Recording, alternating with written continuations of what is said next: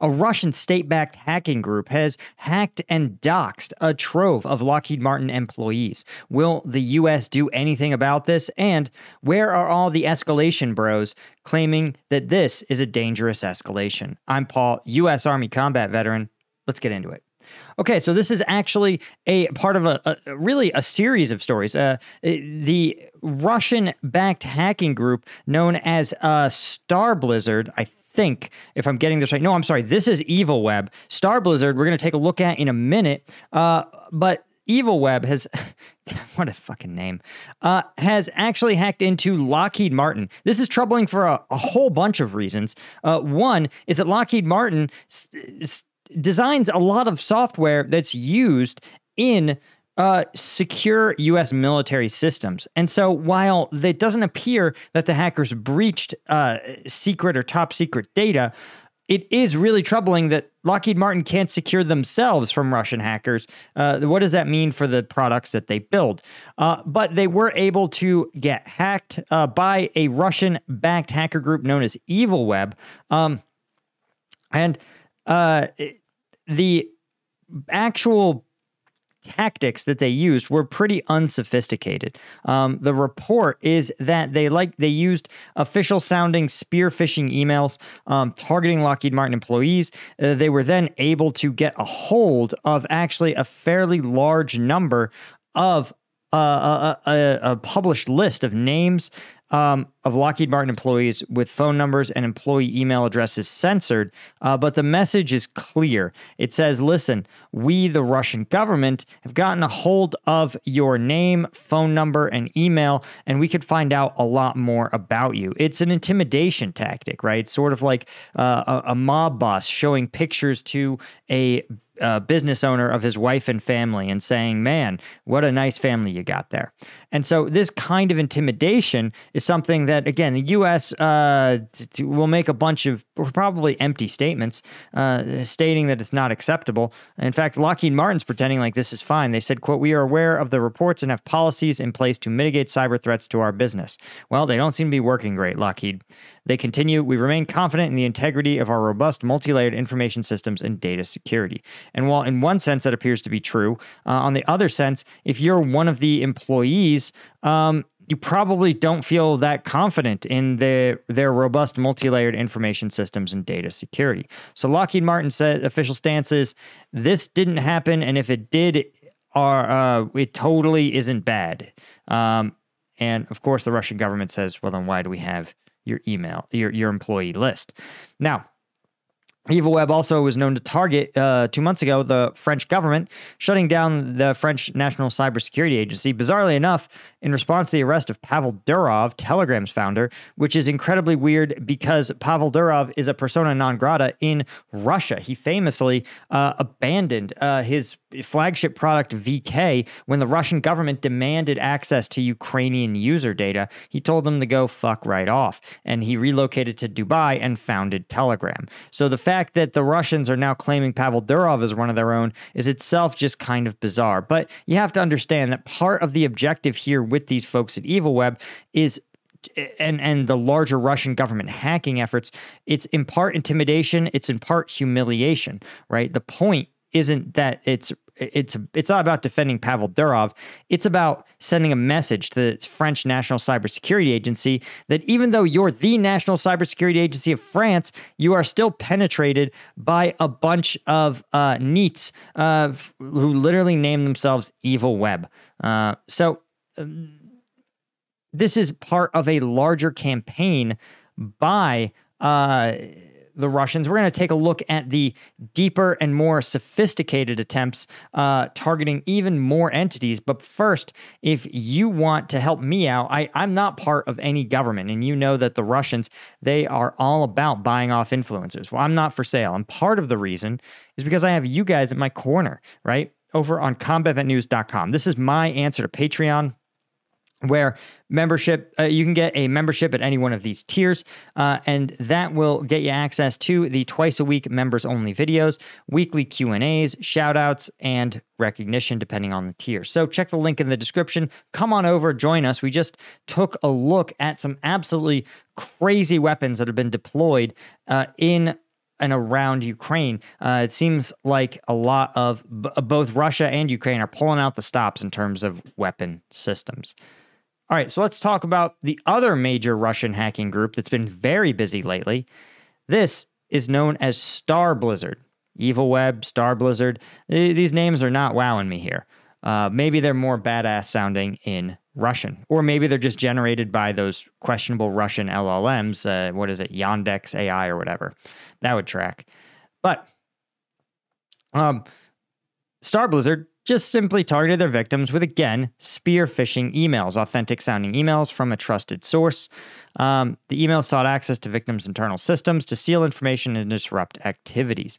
But their targets were interesting. They went after Western think tanks, right? Journalists, former military and intelligence officials.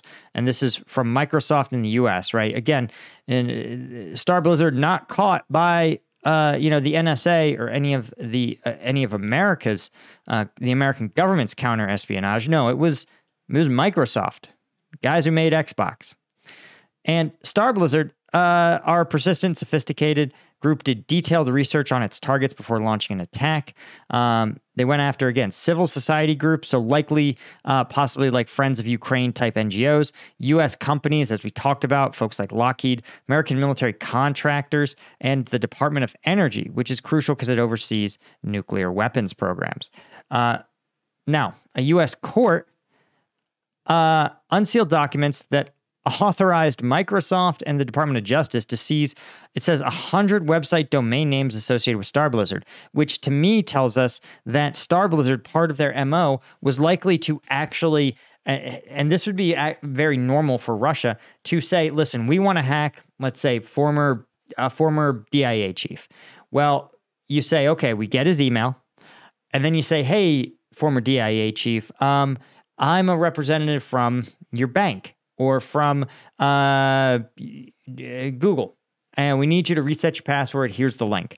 When they click on it, it actually takes them to a real domain page that really looks and feels exactly like a Google password reset page. But the result is that they enter their old password and suddenly they have access, right? And replace Gmail with whatever sensitive system they might be using. And so that's likely, again, this is very sophisticated, and it's something that is only really worth it if you are state-backed, right? Because normally, right, think about a typical hack password scam.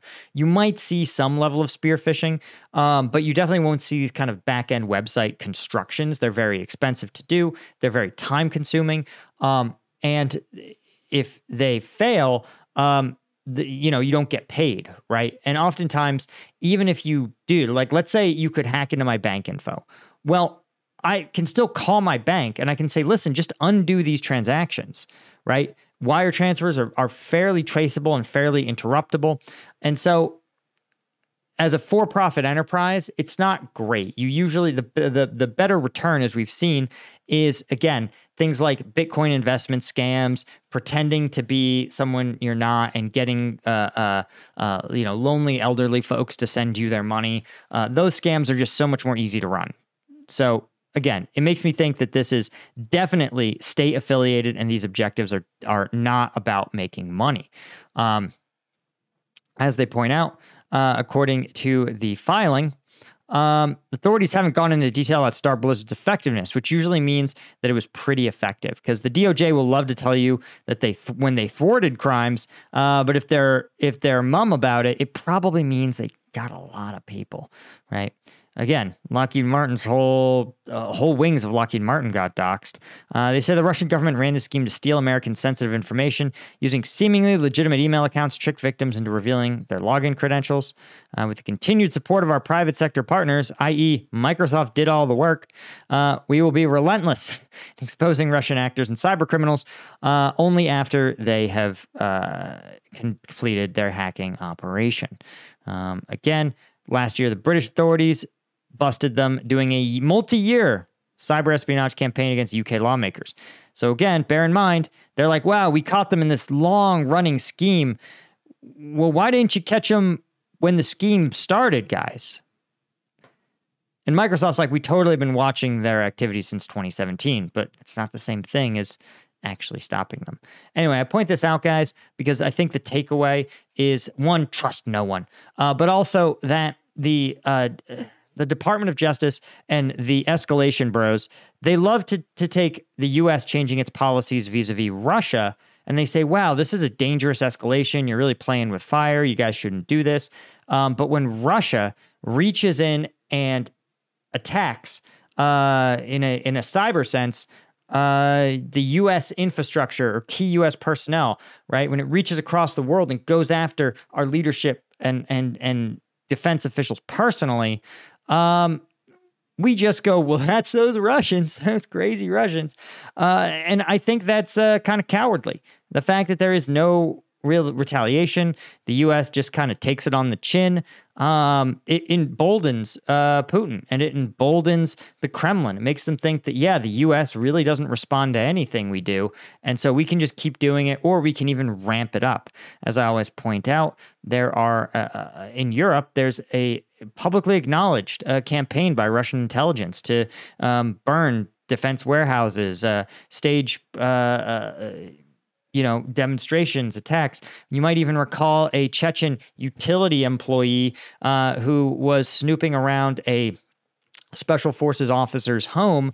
And this Chechen utility employee entered the U.S. illegally, had no identification, had no vest, had no training in utility work, and was doing the utility work at his private property at night. So, this is the kind of thing that the U.S. government, literally the people that were called about this mysterious Chechen dude were local cops. That's who was actually the ones who showed up and responded.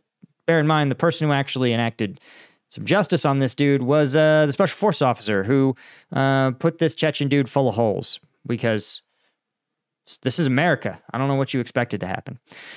Anyway, guys, the point is that when the escalation bros start to roll out their cope on Twitter and saying, well, we can't back Putin into a corner, I remind you that Putin is never gonna stop, and he's never gonna learn his lesson. Anyway, thanks to our Colonel tier members: Martin Baum, Chris Rossi, Stuart Abel, Daniel Brown, Sergei Zinchenko, Chris Holmes, Chris Gorsuch, Daniel M., Ida Skycall, all the Lieutenant tier folks. I couldn't do it without you guys. You guys make this whole thing possible, and I'll see you all in the next one. Cheers.